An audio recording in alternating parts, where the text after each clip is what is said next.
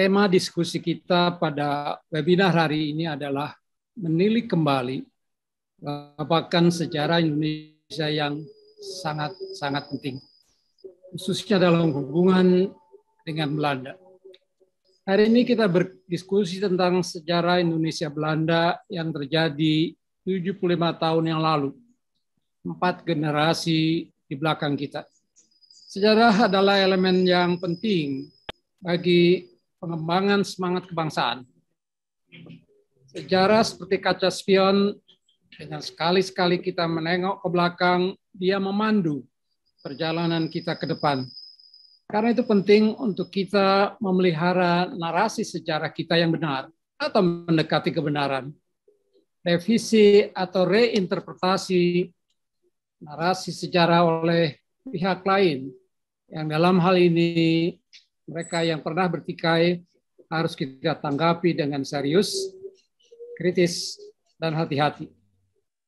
Sebetulnya apa yang dilakukan Belanda untuk meneliti kembali adalah urusan mereka sendiri. Di Indonesia, hasil penelitian yang dirilis secara terbuka 5 hari yang lalu menjadi headlines di beberapa surat kabar kita. Yang menarik, headline tersebut segera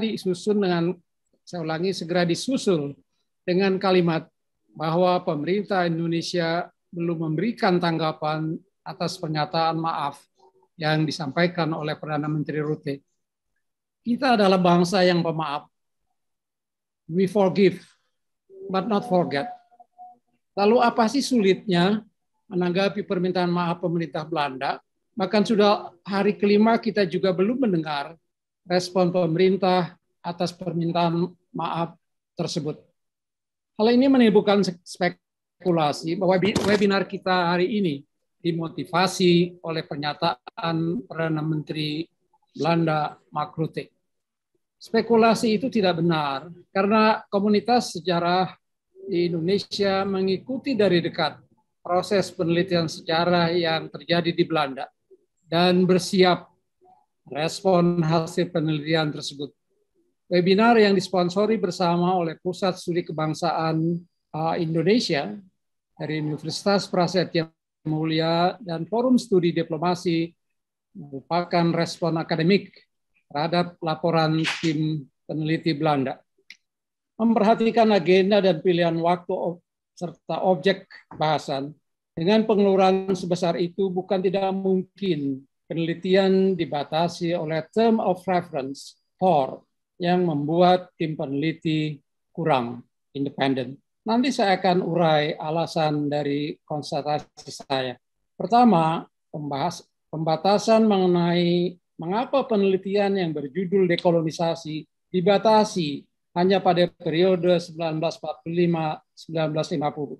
Bicara tentang dekolonisasi dalam lingkup waktu yang terbatas itu berarti mengingkari kolonisasi Belanda selama 350 tahun sejak VOC mendarat di bumi Nusantara pada tahun 1602.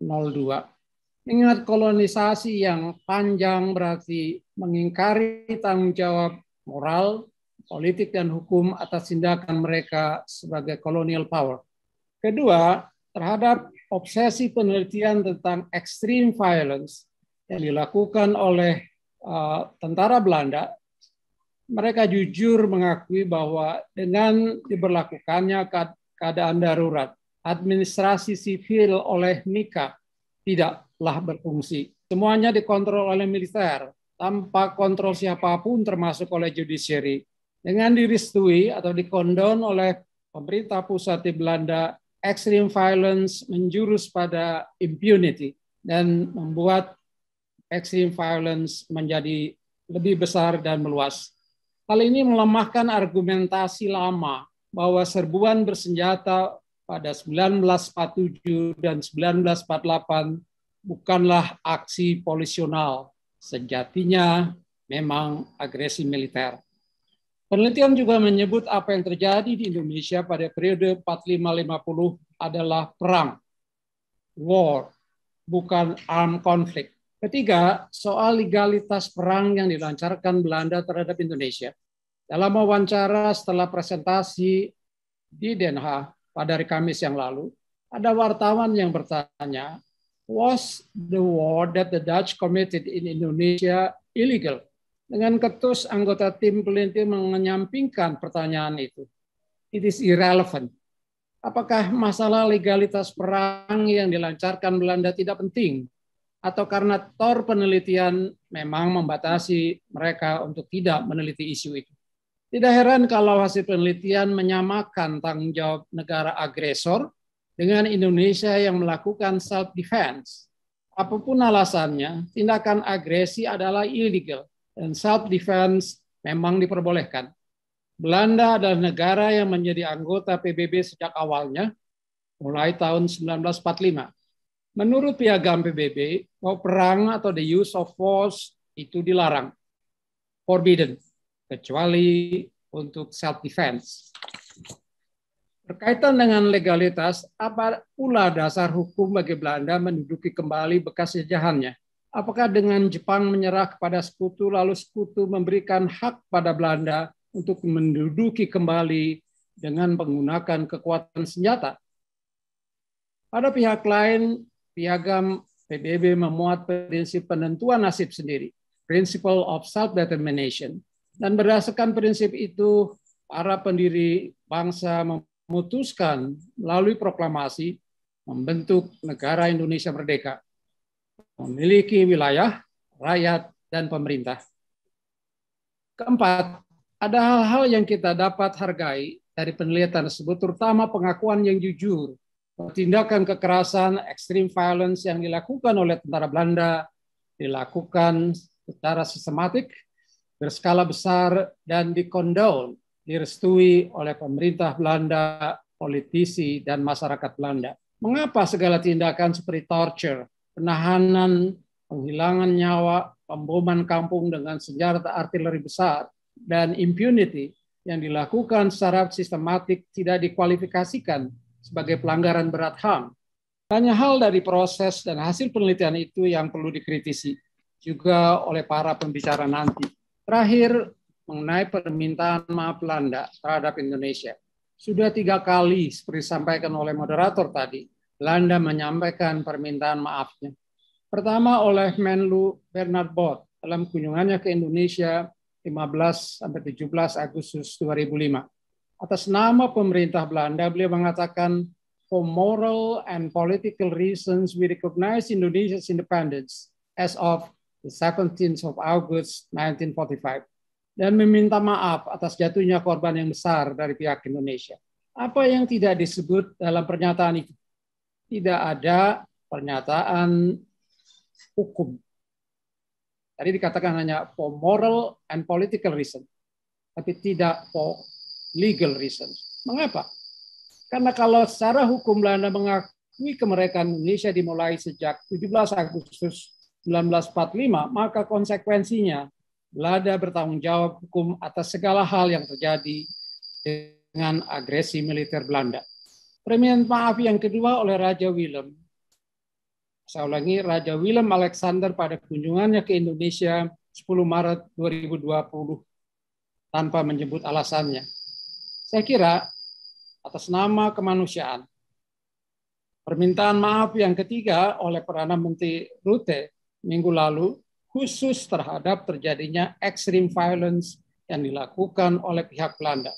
Jadi permintaan maaf itu semua bersifat sepotong-sepotong, incremental, dan tidak menjawab keseluruhan bencana yang diakibatkan oleh penjajahan atau kolonisasi Belanda selama 350 tahun di bumi Nusantara. Berbicara ganti rugi, masalah ini memang tidak pernah diagendakan oleh pemerintah sejak tahun 1960. Indonesia adalah satu-satunya negara yang dijajah yang tidak menuntut ganti rugi, tetapi sebaliknya membayar kompensasi atau ganti rugi kepada penjajahnya. Berdasarkan perjanjian Den Haag yang dihasilkan oleh konferensi meja bundar, Indonesia diwajibkan membayar 4,3 miliar gulden kepada Belanda. Dan separuhnya dari ganti rugi itu adalah biaya operasi militer di Indonesia, termasuk extreme violence yang direstui pemerintah. Pertanyaannya, mengapa tim research Belanda tidak membahas masalah dalam agenda dekolonisasi mereka? Sebagai bangsa yang sangat legalistis, semestinya tim juga membahas apakah pembayaran ganti rugi atau jumlahnya itu legal atau illegal. Perjanjian KMB dibatalkan oleh Presiden Soekarno pada Agustus 1950. Akibatnya akibatnya secara hukum menghapuskan kewajiban pembayaran kompensasi atau ganti rugi. Jadi kalau kita pandai berhitung, berbicara tentang mengganti kerugian, kita rugi besar. Kita bayar kepada Belanda sebesar 4,3 miliar gulden.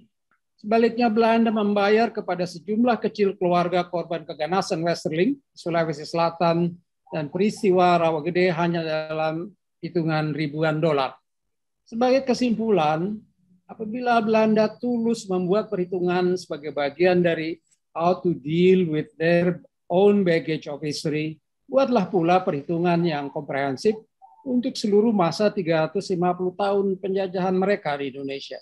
Bukan hanya untuk penggalan waktu 5 tahun, meliputi kerugian material yang demikian besar sejak masa VOC 1602, meliputi masalah kolonisasi, conquest, rasisme, dan perbudakan, yang merupakan bagian yang terpisahkan dari ideologi kolonialisme yang dikembangkan oleh Hugo Grotius.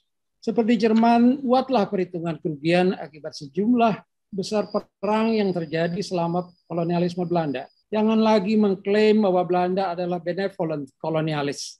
Kalau mau tuntas, permintaan maaf dan penyelesaiannya hendaknya tidak dilakukan sepotong-potong, partial, incremental, tapi komprehensif seperti yang dilakukan Jerman baru-baru ini.